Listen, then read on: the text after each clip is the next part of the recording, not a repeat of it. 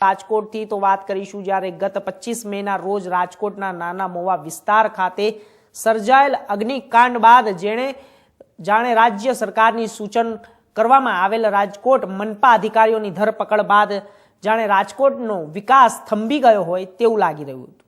કારણ છે કે છેલ્લા ઘણા સમયથી રાજકોટને રડિયામણું બનાવતું બિલ્ડર એસોસિએશન હવે કામ હોવા છતાં પણ બેકાર જેવી કારગર સાબિત થઈ રહ્યું છે। ત્યારે સમગ્ર બાબત રાજકોટ બિલ્ડર એસોસિએશન દ્વારા પત્રકાર પરિષદ યોજવામાં આવી હતી અને બિલ્ડર એસોસિએશનના પ્રમુખ પરેશ ગજેરા દ્વારા જણાવવામાં આવ્યું હતું કે ટીઆરપી અગ્નિકાંડ બાદ મનપા દ્વારા બિલ્ડર લોબી સાથે સંકળાયેલ બિલ્ડરો માટે કેટલાક નિયમોમાં ફેરફાર કરી નાખવામાં આવ્યા છે। તેમજ પહેલા બિલ્ડિંગ સાઇટના 10 થી 12 જેટલા પ્લાનો મંજૂર કરવામાં આવતા હતા, સામે હવે એક પણ પ્લાન મંજૂર થતા નથી। તો સરકાર દ્વારા કરવામાં આવેલા જંત્રીના ભાવ વધારાના પણ 200 થી 2000% જેટલો વધારો કરવામાં આવ્યો છે। ત્યારે અનેક મુદ્દાઓ સાથે રાજકોટ બિલ્ડર એસોસિએશન દ્વારા સ્થાનિક અધિકારીથી લઈને ગાંધીનગર સુધીના અધિકારીઓ તેમજ પદાધિકારીઓની રજૂઆત કરવામાં આવી છે।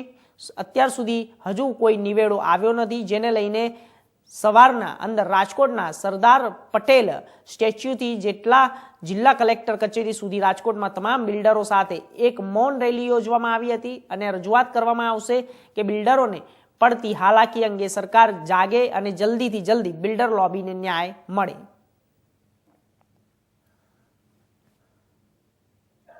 આપ સર્વે અહીંયા પધારેલા છો। રાજકોટ બિલ્ડર એસોસિએશનના પરિવાર વતી હું આપ સર્વેનું હાર્દિક સ્વાગત કરું છું।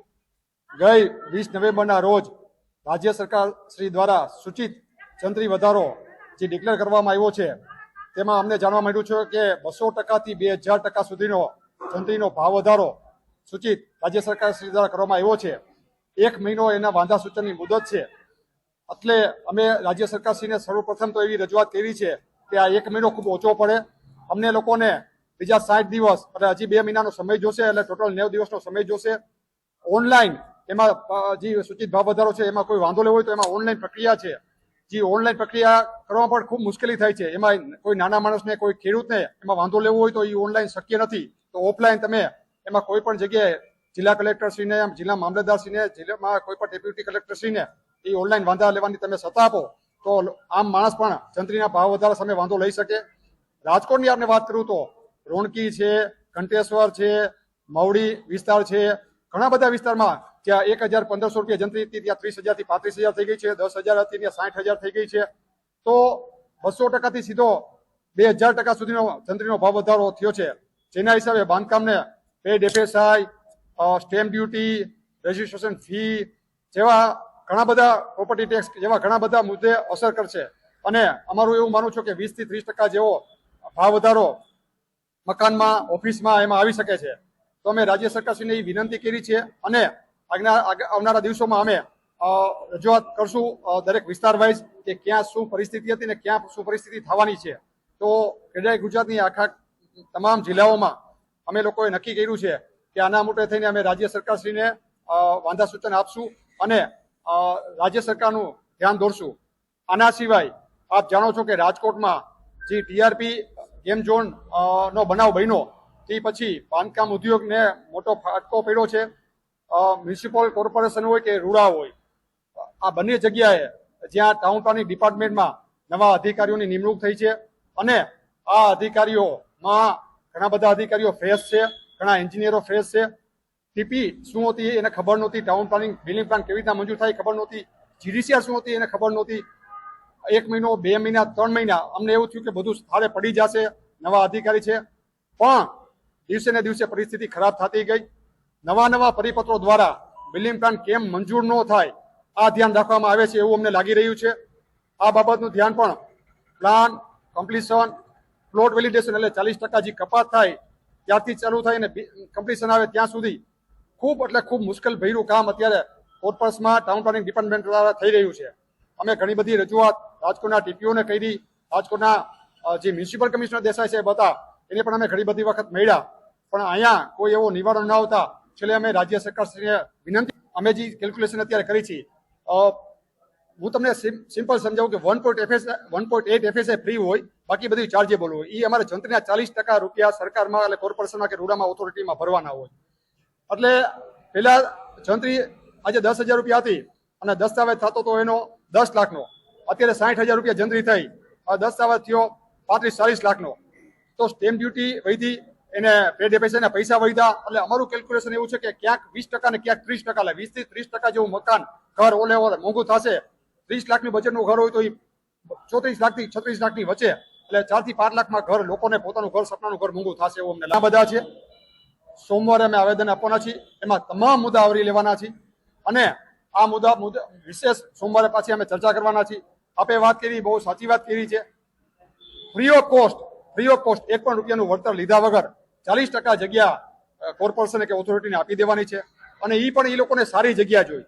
અમને ખંડ નબળો આપે એમાં વાંધો નહીં, સારી જગ્યા એ લોકોને જોઈ છે.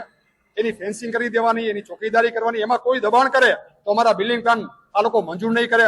આવા પણ પરિપત્રો કર્યા છે. ડિટેલમાં તમને પરિપત્રો અમે સોમવારે આપશું.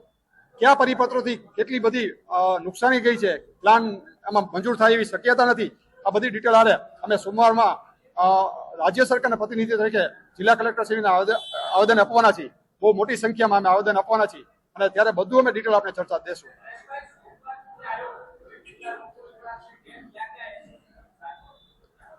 સોમવારે અમે આપને વાત કરી એમ કે રાજકોટ રેવન્યુ બાર એસોસિએશનને અમે આમંત્રણ આપશું.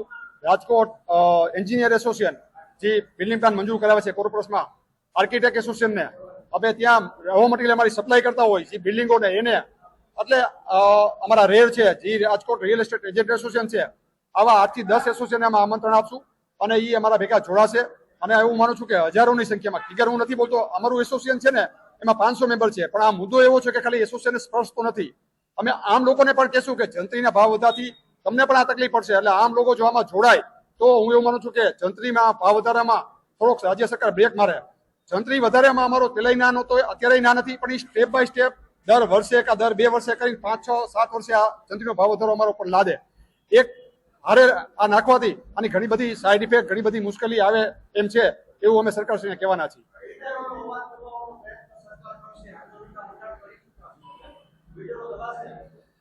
ના, હું એવું માનું છું કે અમે કોઈ સરકારની સામે આંદોલન નથી કરતા.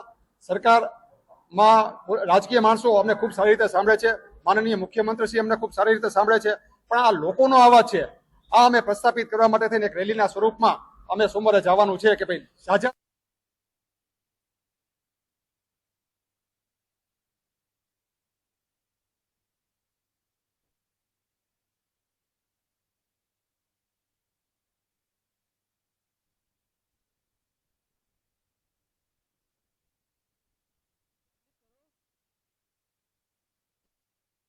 ને ખ્યાલ આવે કે હવે ટીઆરપી જે ગેમ ઝોન હતી તેની ઘટના બાદ બિલ્ડરોને પડતી હાલાકીઓને અંગે સરકાર સામે ન્યાય માંગ્યો હતો અને પત્રકાર પરિષદ યોજવામાં આવી હતી.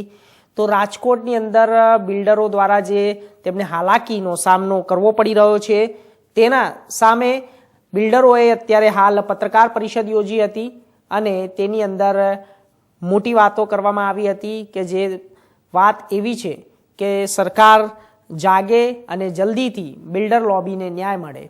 તો દરેક બિલ્ડરોની અત્યારે આ જ હાલત થઈ રહી છે. જ્યારે ટીઆરપી ગેમ ઝોનમાં જે ઘટના બની હતી ત્યારબાદ દરેક બિલ્ડરોને અત્યારે તકલીફ ભોગવવી પડી રહી છે.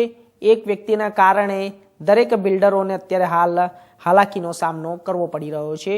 તો અમુક બિલ્ડરો દ્વારા ન્યાયની માંગણી કરવામાં આવી છે અને રાજકોટની અંદર બિલ્ડરોએ જ્યારે એક મૌન શાંતિ રેલી કાઢવાનો પણ અનુરોધ કર્યો છે અને કીધું છે કે જ્યાં સુધી સરકાર અમને ન્યાય નહીં આપે ત્યાં સુધી અમે આ રીતનું કાર્ય કરતા રહીશું.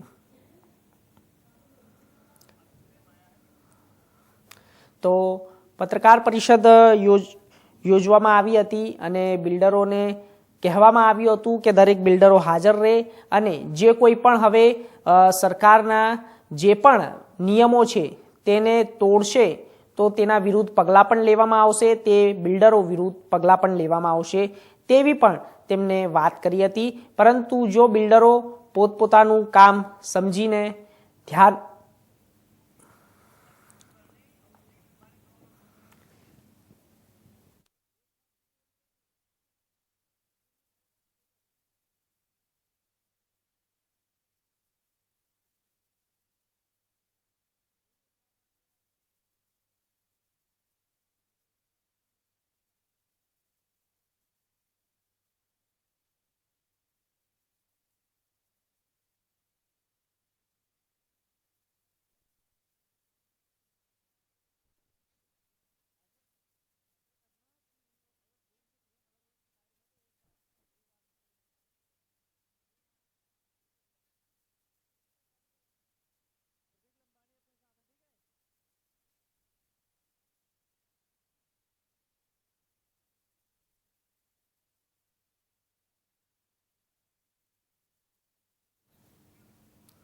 તો આ વિષય ઉપર વધુ માહિતી માટે અમારી સાથે અમારા સંવાદદાતા રાજકોટથી પ્રતિક લીંબાણી જોડાશે થોડી વારમાં. શું છે આખી ઘટના અને શું વિષય ઉપર છે તેમને આપણે માહિતી જાણીશું તેમની સાથે. અને અમારી સાથે પ્રતિકભાઈ જોડાઈ ગયા છે. પ્રતિકભાઈ, શું છે આખી ઘટના અને વિગતો શું છે, માહિતી આપશો જરા દર્શક મિત્રોને.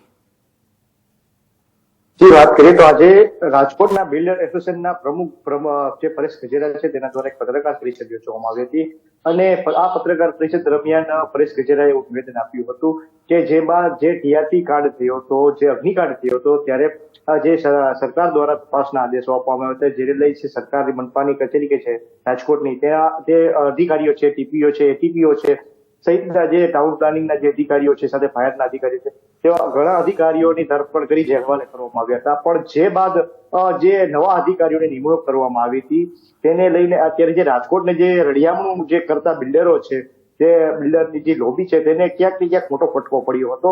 કારણ કે આ જે બિલ્ડર લોબી છે તે જે રાજકોટને રળિયામણું કરવાનું કામ કરે છે, મોટી બિલ્ડિંગો બાંધવાનું કામ કરે છે, તેની હાલ પણ અત્યાર સુધીમાં એક પણ ફાઇલને મંજૂરી નથી આપવામાં આવી. ઘણી વાર બિલ્ડરોને ધક્કા ખવડાવવામાં આવે છે કે આ પરમિશન નથી, ઓલું લેટર નથી, ઓલું લેટર, જેવા ઘણેક લેટરોને લઈને અત્યારે બિલ્ડરોને ધક્કા ખવડાવ્યા હતા. અનેકો વખત જે બિલ્ડર લોબી છે, જેના પ્રમુખ છે, એસોસિએશન છે, તેમને પૂર્વ કમિશનર હતા જે આનંદ પટેલ, એમને પણ રજૂઆત કરી હતી. નવા કમિશનર ડીપી દેસાઈ હતા, તેમને પણ કમિશનર હતી. હાલને અત્યારે જે ડીપી દેસાઈ છે કમિશનર, તેની પણ બદલી કરવામાં આવી છે. નવા કમિશનર તે રજૂઆત કરશે. અને આ બાબતે જો વાત કરીએ તો તેઓએ જે જંત્રીના ભાવ વધારા હતા તેનો પણ એક વિરોધ કર્યો હતો. અને ત્યારે આગામી જે સોમવાર આવે છે ત્યારે એક એને એવી જે બિલ્ડર લોબીમાંથી એક સંદેશ આપવામાં આવ્યો હતો કે અમે એક જે સોમવાર છે ત્યારે એક મૌન રેલી કરીશું. સવારના 10 વાગ્યા મૌન રેલી રાજકોટના બહુમાળી ભવન ચોકથી શરૂ થશે અને જે કલેક્ટર, જિલ્લા કલેક્ટર કચેરી છે ત્યાં સુધી આ મૌન રેલી યોજવામાં આવશે, જેમાં રાજકોટના જે બિલ્ડરો સહિતના રાજકોટની જનતાને પણ જોડાવા આમંત્રણ આપ્યું કે તમે પણ અમારી આ લડતમાં અમારી સાથે રહો. અને આ બાબતે વધુમાં જણાવ્યું હતું કે અમે આ બાબતે અવારનવાર જે મુખ્યમંત્રી છે તેમને રજૂઆત કરી છે, ઉપલા અધિકારીઓ છે જે ઉચ્ચ કક્ષાએ બેઠા છે તેમને પણ આ બાબતે રજૂઆત કરી છે. પણ હાલ અત્યાર સુધી એક પણ પ્રકારનો અમને આ બાબતે નિવેડો આવ્યો નથી, જેને લઈ અત્યારે હાલ બિલ્ડર લોબી છે તે ભારે નારાજ જોવા મળી છે અને રાજકોટનો ક્યાંક ને ક્યાંક વિકાસ છે તે રૂંધાઈ રહ્યો તેવું લાગી રહ્યું છે. જી બિલકુલ. તો પ્રતિકભાઈ, કે જેવી રીતે કે અત્યારે હાલ બિલ્ડર લોબીની અંદર વાત કરવામાં આવે તો ઘણા બધા બિલ્ડરો પણ આની પાછળ આ જે નિયમો આવ્યા છે, જે જંત્રીના નિયમો આવ્યા છે, જંત્રીના નિયમો 200 થી 2000 સુધીનો વધારો કરવામાં આવ્યો છે, તો એની પાછળ લોકોનો શું પ્રતિસાદ છે અને બિલ્ડરો આને કેવી રીતે જોઈ રહ્યા છે?